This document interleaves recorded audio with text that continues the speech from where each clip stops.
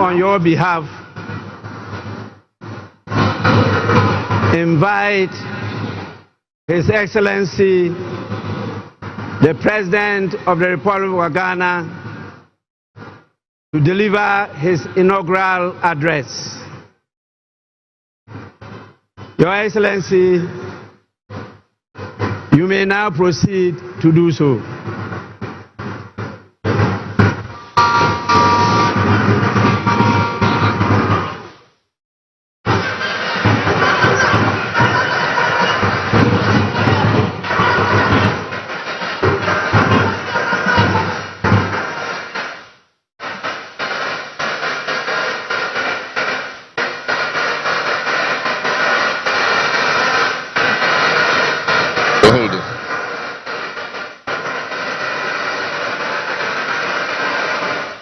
The Right Honorable Speaker of Parliament, Honorable Members of Parliament, Her Excellency, the Vice President of the Republic of Ghana, Jane Nana Opoku-Agyeman, Her Ladyship, the Chief Justice, Your Excellency, Bola Ahmed Tinubu, President of the Federal Republic of Ghana, and special guest of honor for this occasion, Your Excellencies, Presidents, Heads of Government and Development Agencies, Your Excellency Nana Addo Dankwa Akufo-Addo, and former Presidents, Your Excellency Dr. Mahamudu Bawumia, distinguished invited guests, ladies and gentlemen, my brothers and sisters, I wish you a good morning, and we give thanks to the Almighty God on this occasion. Our Father who art in heaven, we thank you for giving us this day, a day that offers me, your humble servant, a unique opportunity to work to reset our dear country, Ghana. 32 years ago, on January 7th, Ghana made its first and most successful democratic transition, a reset, with the swearing in of the newly democratically elected President, Jerry John Rawlings of blessed memory. Our nation was returned to a multi-party democracy with a new constitution that went into effect, and the Fourth Republic was officially established. I refer to it as a reset because on that day in 1993, we made our fourth attempt at establishing a democratic system of government with term limits based on free, fair, and transparent elections. The handover of power on January 7, 2001, between former President Jerry John Rawlings and at the time the newly elected President John Ajekwu Nkufuor, tested that reset, and our nation passed with flying colors. So today, with my induction as the new President of the Republic of Ghana, history is being made once again. And it is a history worth repeating every 4 years with each newly elected President. Today, we're also making a different kind of history. One that speaks to our maturity as a democracy, a nation of citizens enfranchised with the authority at the polls to determine their political future.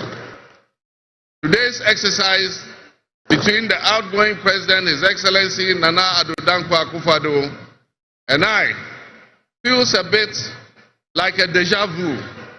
That is because 8 years ago to this day, on January 7, 2017, we shared this same space and performed this same transitional exercise. At the time, I was the outgoing President, having served one term, and he was the incoming President, having been given a mandate by the people of Ghana to lead this great nation of us. He and I both understood on that day, as I'm sure we are today, that it is the people of Ghana that we are elected to serve. Somehow, It seems fitting that it is with Nana Akufo-Addo that I twice shared this stage and this unique historical distinction, because Nana Akufo-Addo and I began our national political careers in Parliament in the same year, 1996. He has always greeted me with warmth, a firm handshake and a smile, and he is perhaps the only person in my life who has persistently chosen to call me Johnny. While we belong to opposing political parties, we shared a sense of mutual respect. In those early days, we probably could not have imagined that destiny would bring us to the leadership of our respective parties and that we would have to face off 3 separate times as we each vied for the highest office of the land. Nana asked this to be our final meeting under these circumstances. And as I look back on the journey we have traveled together, 2 much younger men who entered Parliament together with a full head of black hair and you with the same bald head and round eyeglasses, I have to say that you have without exception been a worthy opponent. I extend my warmest wishes to His Excellency, the former Vice President, Dr. Alhaji Mahmoud Bawumia. It was a grueling campaign, and we gave it our all. Your sportsmanship in making an early concession eased tensions and contributed to the early conclusion of the electoral contest. I wish you all the best in your endeavors. My brothers and sisters, the world in which Ghana exists today, as I begin this presidency, is not the same world in which we have lived under other presidencies. There are tensions and conflicts that have not previously existed between nations. These tensions and conflicts place pressure on alliances to decide where we will support. There's a seismic shift happening within the system of global economic dominance. Whereas the G7 nations, United States, the United Kingdom, Canada, France, Germany, Italy, and Japan once provided the highest percentage of the world's GDP, over the last decade, that number has been steadily dropping. However, the combined total of the GDP of the BRIC nations, Brazil, Russia, India, China, South Africa, Iran, Egypt, Ethiopia, UAE, their GDP has been consistently increasing. In 2023, for instance, the G7's combined total of world GDP was 30%. But by 2029, that number is predicted to drop to 27%. In 2023, the BRICS percentage of world GDP was 37.3%. And so what does this mean to us in Ghana? What could it mean to our economy? Where do we fit in this geopolitical maelstrom? Technology such as artificial intelligence has taken us to new heights, opening up the potential for national, financial, and personal security issues that we are not yet able to imagine. One example is the use of misinformation and algorithm manipulations on social media platforms to sway a particular group's sentiments towards or away from something. Now more than ever before, we need to strengthen our ties with our neighbors to ensure that we're working together to keep our sub-region safe. We stand in solidarity and work in alliance with all our neighbors in the sub-region. Recognizing the history of our borders, we also acknowledge that on the other side of our country's borders are our family members. They may be Ivorians, they may be Togolese, they may be Burkinabes, they may be Nigerians or Malians, but they are also Akans, they are Kassinas, they are Gwans, they are Ewes, they are Nzemes, they are Hauses, they are Moshis and Gurmes, because we are all part of one another, one big family. With the increase of the climate crisis, and as the waters grow warmer, melting the Arctic ice and permafrost, there's a greater likelihood for viruses that have been frozen and thought to be extinct for decades, perhaps even centuries, to begin to spread and create another global pandemic. The changing climate conditions, increased population density in urban areas, and mass international travel are enabling existing viruses to spread and mutate at a faster and faster rate than they did before. This is a serious challenge. Let us not forget the toll that the past epidemics of viruses like Ebola, COVID, and Mpox have taken on the families and communities and medical infrastructure in several of our neighboring countries and in the sub-region. Let us also not forget how swiftly and completely the COVID pandemic brought the entire world to a screeching halt. My government will be working diligently to strengthen our public health systems while monitoring the global health situation so that when, and not if, but when the next pandemic or epidemic occurs, the loss of lives in Ghana will be minimal. The larger world exists around us and to some extent within us. While we cannot and should never use it as an excuse to stray from the direct and immediate needs of Ghana for the well-being of our citizens, we must also bear in mind that the affairs of the world, if we care to shape, lessen, avoid, or even at the other end of things, maximize the effect they have on us. My brothers and sisters, barely a month ago, we held historic elections that have caused dramatic shifts in our political landscape. I feel greatly honored that you, my compatriots, considered me worthy of receiving such an unprecedented and overwhelming mandate to steer the affairs of our beloved nation at this critical time in our history. The magnitude of this victory in the presidential elections and the gains that were made by my party, the National Democratic Congress, in the parliamentary elections naturally and justifiably resulted in great joy and celebration across our country, Ghana. But celebrations, no matter how justified and how well earned, must be supplanted by discernment, sobriety, and deeper insights into why we received this kind of mandate in the first place. By voting as you did on December 7th, the Ghanaian people conveyed a powerful message, yet often overlooked by us politicians. This message was powerfully emphasized by a giant of American political history, President Ronald Reagan, when he declared at his inauguration some 40 years ago that governments have no power except that granted by the people. Our Ghanaians take great pride in our thriving democracy. They are deeply dissatisfied with the quality of governance over the years and have openly voiced that dissatisfaction through the decisive actions that they undertake at the elections. Our people also understand that democracy is not just a token adorned with periodic elections followed by pomp and pageantry with the establishment of a new government.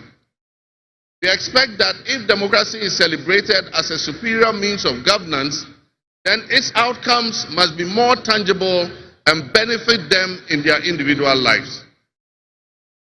Any honest introspection and reflection on the pulse of our nation would reveal that many within our population do not feel that they have benefited from or partaking in this democratic dividend. Where people buffeted by severe economic crisis and hardships, and in the last few years we have lurched from crisis to crisis. But there is hope on the horizon. Today should mark the beginning of a new opportunity. An opportunity for us to make a difference in our governance and our economic management. we shall reset our dear nation, Ghana.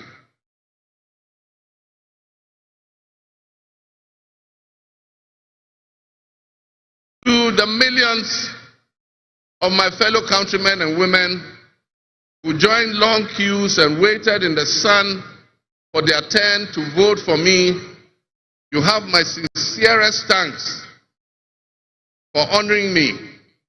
My firm, immutable assurance is that your votes will matter in the work that I'll do to make a difference in the destiny of this dear nation of ours. Your courage to bring change will not go in vain. Our nation was born with much promise.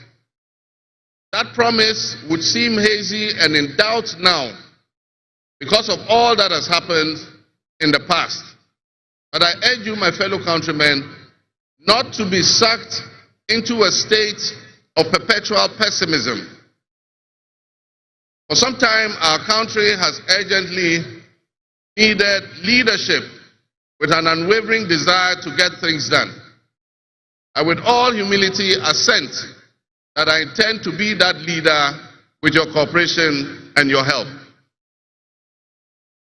As your next leader, I shall strive to exercise sound judgment and be able to make the right calls at the right time.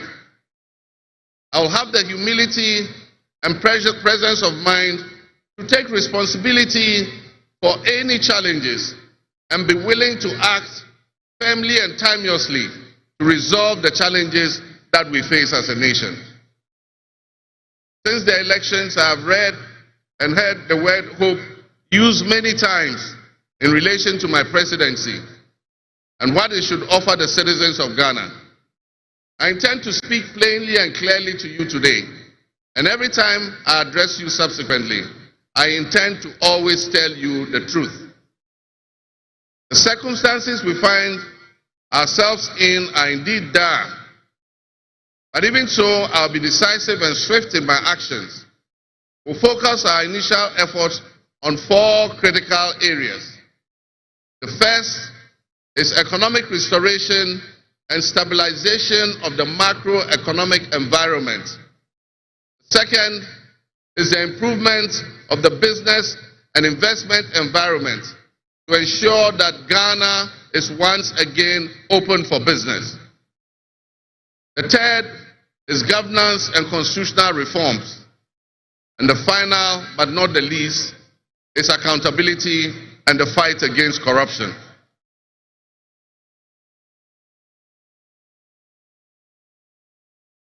My brothers and sisters, actions have always spoken louder than words. With that in mind, I have entered into a covenant with you, the good people of Ghana, in which I have enumerated 26 actions that I'll take within my first 120 days. There is reason for hope, and there is every reason for hope. But we must also have faith, because faith empowers us to trust the things that will happen. With faith, you believe what you know, and that is why we need faith to be able to achieve our reset. We need a reset with the faith we have in our country and our leadership. We need a reset with the faith we have in our institutions. We need a reset with our faith in our dear nation, Ghana. And by that I mean in all of us, because all of us are Ghana. You are Ghana, and I am Ghana. All of you seated here today, Ghanaian citizens, you are Ghana. The people who you are with or near you as you watch this on television, in your homes, or listen on radio, or follow on social media are what we call Ghana. I ask that we enter into the covenant with the Ghana we all love and the good people of our country who make up this dear nation.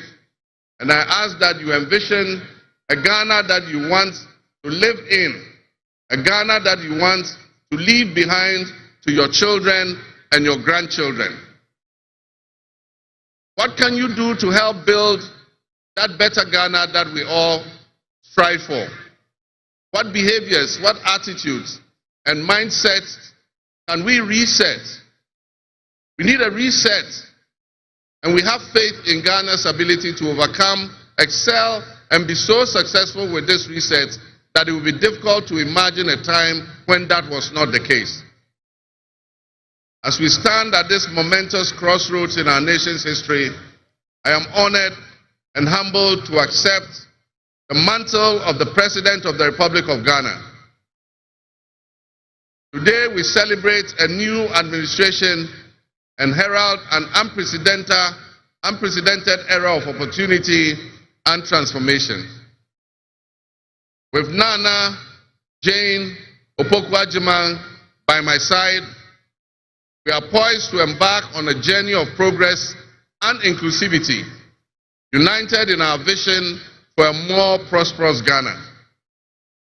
This day is particularly special for us and for every Ghanaian who dreams of a society where barriers are shattered and ambitions are realized. With the inauguration of Ghana's first female vice president, we have turned a significant page in our history. Nana Jane's ascension to the high office is not merely a personal triumph. It symbolizes our collective commitment to fostering a nation where gender equality and female representation are cherished and amplified. This is a powerful testament to the power of diverse voices to shape the future, voices that have the courage to soar beyond our traditional confines. My brothers and sisters, together as we look to the horizon, we reaffirm our dedication to breaking the glass ceiling that has long hindered many from reaching their full potential. Governance that reflects all segments of our population strengthens our democracy and enriches our conversation. We stand committed to enacting policies that empower women and ensure that the door of opportunity is opened wide for our youth and our women, regardless of their background. Together we will galvanize our efforts to create a society where every Ghanaian can dream, believe, and achieve without any restraints. Remember that great leadership is not defined merely by the offices we occupy, but by the legacy that we leave for future generations. My administration, along with my Vice President, Nana Opoku-Agyeman, will prioritize inclusivity, accountability, and innovation, forging pathways that will lead to the upliftment of all of our citizens. I'm profoundly grateful for this moment, a cornerstone in our journey towards a brighter future for Ghana. In this resounding victory, I see a clarion call, particularly from the youth of Ghana, a generation that is brimming with potential and dreams that are waiting to be realized.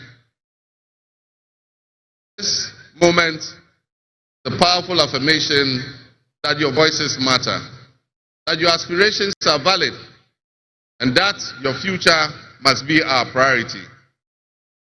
We're committed to translating your hopes into action and creating opportunities for education, entrepreneurship, employment, and empowerment. Our policies will be tailored to sustain innovation and foster industry that engages today's young minds and equip them with the skills needed for tomorrow's challenges. Together with the private sector and captains of business, we will create decent and well-paying jobs. As we embark on this new chapter, I assure you that our decisions will champion diversity in all facets of governance, ensuring that every Ghanaian, regardless of your ethnicity, your gender, your age, your religion, or any background, will have the opportunity to contribute to our nation's story. Ghana's youth represent the heartbeat of our democracy. Their ambition will drive our policies as we strive to create an inclusive, equitable society where everyone has a seat at the table. The vision hinges on the introduction and implementation of a 24-hour economy. Envisage an innovative and vibrant 24-hour Ghanaian economy, which will also be anchored in agriculture and agribusiness. This innovative approach would unlock potentials that have long remained dormant, enabling us to harness the energy and creativity of all our people. Just imagine a Ghana where our markets are alive and bustling at all hours of the day, with responsive public services accessible at all times, such that businesses can operate flexibly to meet the diverse demands that they are subjected to. And young people, including entrepreneurs, can find opportunities regardless of traditional institutions. The 24-hour economy model will also bolster job creation for the young people, stimulate local industry, and attract foreign investments, and allow us to build resilient communities and a sustainable future. This vision extends beyond mere economic transactions. It symbolizes empowerment, the empowerment of every Ghanaian to contribute to our national progress. My fellow citizens, this vision will allow us to embrace diversity, to cater to varied lifestyles and preferences, and foster a culture of inclusion, ensure that every citizen can enjoy the fruits of his hard work. To the business leaders and entrepreneurs, I invite you to support this new model and join me in shaping a business environment where creativity thrives and where the fruits of your investments contribute to the collective welfare of our nation. Your role in driving our economy forward cannot be overstated. Your innovation and dedication will be a backbone of our success story. And I pledge to you that we would look at the tax regime and rationalize them so that they are more transparent and fair.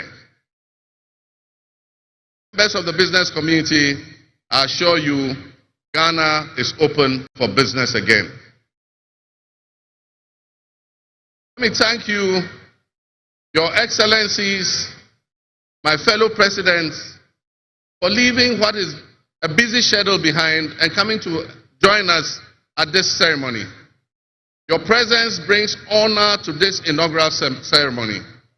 And I want to extend my heartfelt thanks to all of you and to our sister countries who have traveled from near and far to be with us today. Your presence is a testament to the strong bonds of friendship and cooperation that exist between our nations. And I promise you I will work to foster the partnerships that transcend our borders, and I'll work collectively with you towards regional stability, economic growth, and mutual respect between our nations. To my friends from across Africa and the world, I thank you and welcome you to Ghana. And in our local parlance, I say Akwaba to all of you. To my family and fellow citizens, my wife Lodina, I thank you for your unwavering support and commitment to our shared vision. This journey is not mine alone. It belongs to all of us. It belongs to each of you. Let today be the dawn of a new era of hope, an era of job creation, an era of accountability, an era of institutional strengthening and resilience, and an era of unparalleled potential for all Ghanaians. We will write the next chapter in Ghana's story, and it will be one of promise, transparency, and transformative progress. My fellow citizens, this is a patriotic call to action for all of us to participate in building a nation that lives up to its promise, where hope thrives and dreams become a reality. Together, let us cultivate a brighter future for our beloved Ghana, where unity, progress, and equality are not just ideals we aspire to, but are the very fabric of our nation. In closing, I invite you to partner with us on this journey. Together, we can create a brighter future for our beloved Ghana, where unity, progress, and equality are not simply goals we are aiming for, but are the cornerstone of our society. Let's work hand in hand to foster these values and strengthen our nation for everyone. Fellow citizens, our invited guests, and thank you very much. May God bless our homeland Ghana and make our nation great and strong. I thank you.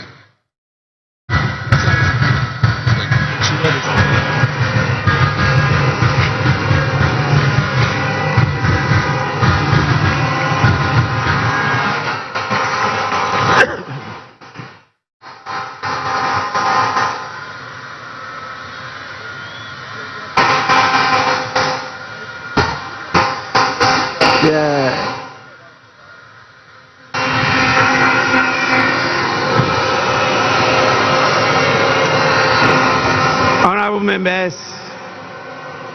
Onua 95.1 FM. Yeah, Junimo.